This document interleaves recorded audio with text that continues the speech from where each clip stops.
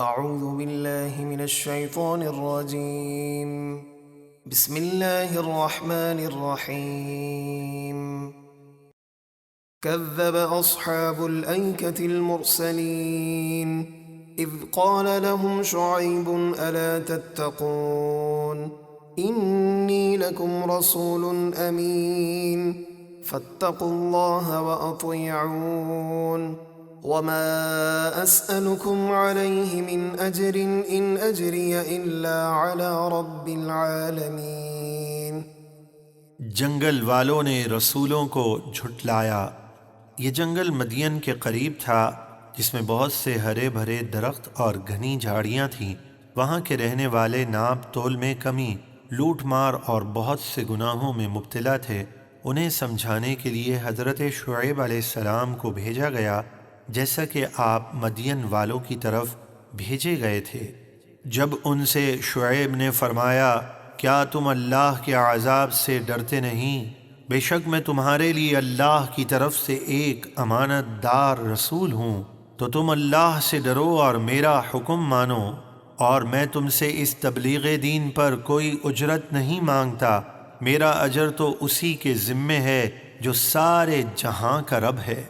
أوفوا الكيل ولا تكونوا من المخسرين وزنوا بالقسطاس المستقيم ولا تبخسوا الناس أشياءهم ولا تعثوا في الأرض مفسدين واتقوا الذي خلقكم والجبلة الأولين. تم ناپ پورا کرو اور ناپ تول میں کمی کرنے والوں میں سے نہ ہو، اور صحیح ترازو سے تول کرو، اور لوگوں کو ان کی چیزیں کم کر کے نہ دو، اور زمین میں فساد پھیلاتے نہ پھرو، اور اس اللہ سے ڈرو جس نے تمہیں اور تم سے پہلی مخلوق کو پیدا کیا۔ قالوا انما انت من المسحرين وما أنت إلا بشر مثلنا وإن نظنك لمن الكاذبين فأسقط علينا كسفا من السماء إن كنت من الصادقين. انہوں نے شعیب سے کہا آپ پر تو جادو کر دیا گیا ہے، آپ تو ہم ہی جیسے ایک آدمی ہیں، اور یقیناً ہم آپ کو جھوٹا سمجھتے ہیں۔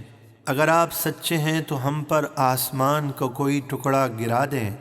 قال ربی اعلم بما تعملون. شعیب نے فرمایا میرا رب تمہارے کاموں کو خوب جانتا ہے۔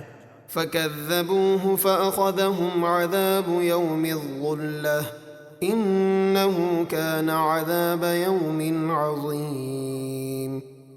تو انہوں نے شعیب کو جھٹلایا تو سائبان والے دن کے عذاب نے انہیں پکڑ لیا، اس طرح کہ پہلے انہیں شدید گرمی پہنچی جس سے انہیں کہیں امن و سکون نہ ملتا تھا، پھر ایک سیاہ بادل سائبان کی شکل میں ظاہر ہوا جس کے نیچے ٹھنڈی ہوا تھی۔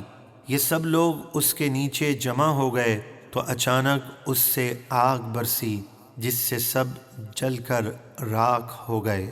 بے شک وہ بڑے دن کا عذاب تھا۔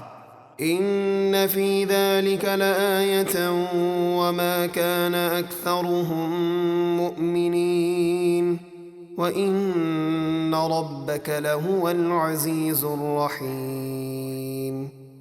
بے شک اس واقعے میں ضرور عبرت کی بڑی نشانی ہے، اور ان میں اکثر مسلمان نہ تھے، اور بے شک آپ کا رب ہی عزت والا مہربان ہے۔